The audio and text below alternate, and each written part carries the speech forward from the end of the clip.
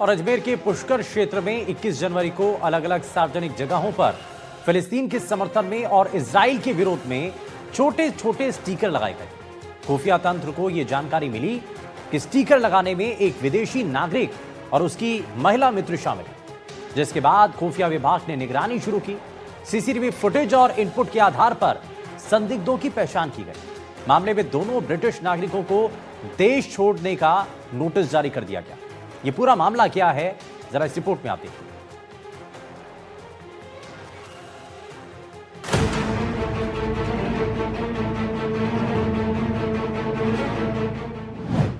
पुष्कर में लगाए फिलिस्तीन समर्थक स्टिकर, इजराइल विरोधी स्टिकर लगाना पड़ा भारी।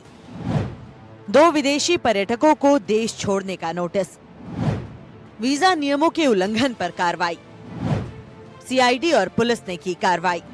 तीर्थ नगरी पुष्कर में 21 जनवरी को उस समय प्रशासन सतर्क हो गया जब सार्वजनिक स्थलों पर फिलिस्तीन के समर्थन और इजराइल के विरोध से जुड़े राजनीतिक स्टिकर लगाए जाने की सूचना सामने आई।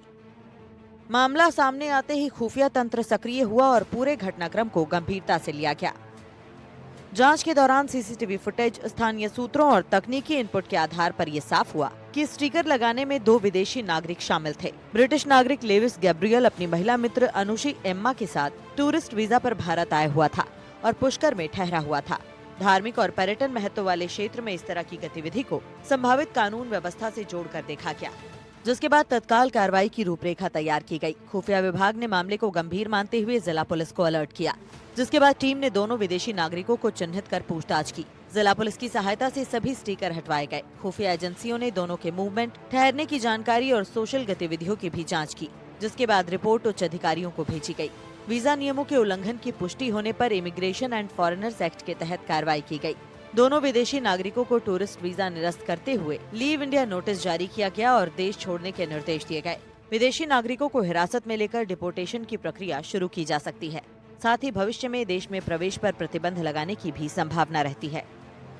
प्रशासन का साफ कहना है कि भारत में टूरिस्ट वीजा पर आकर किसी भी तरह की राजनीतिक, विरोधात्मक या वैचारिक गतिविधि बर्दाश्त नहीं की जाएगी।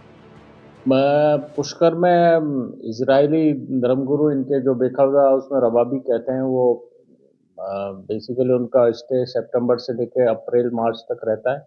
उस दौरान 200 से 250 इजरायली टूरिस्ट यहाँ रहते हैं और इनकी नियमित प्रे और सारा कुछ होता है। और पुलिस का भी वहाँ सुरक्षा बंदोबस्त व्यापक रहते हैं। डबल गार्ड आरएसी की रहती है, जिला पुलिस।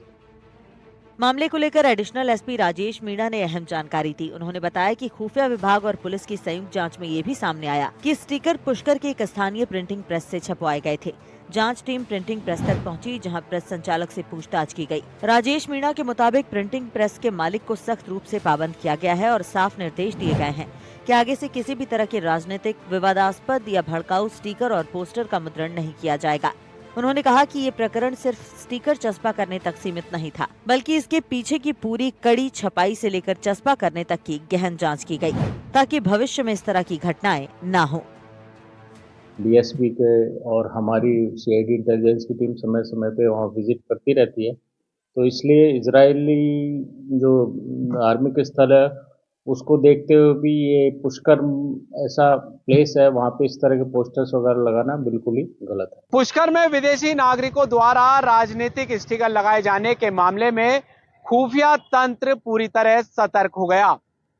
स्टेट स्पेशल ब्रांच के एडिशनल एसपी राजेश मीणा ने बताया कि जांच के दौरान ये सामने आया कि स्टिकर एक स्थानीय प्रिंटिंग प्रेस में छपवाए गए थे, जिस पर कार्रवाई करते हुए प्रेस संचालक को भविष्य में इस तरह की सामग्री न छापने के लिए पाबंद किया गया। वीजा उल्लंघन पाए जाने पर दोनों को लीव इंडिया नोटिस जारी किया गया है।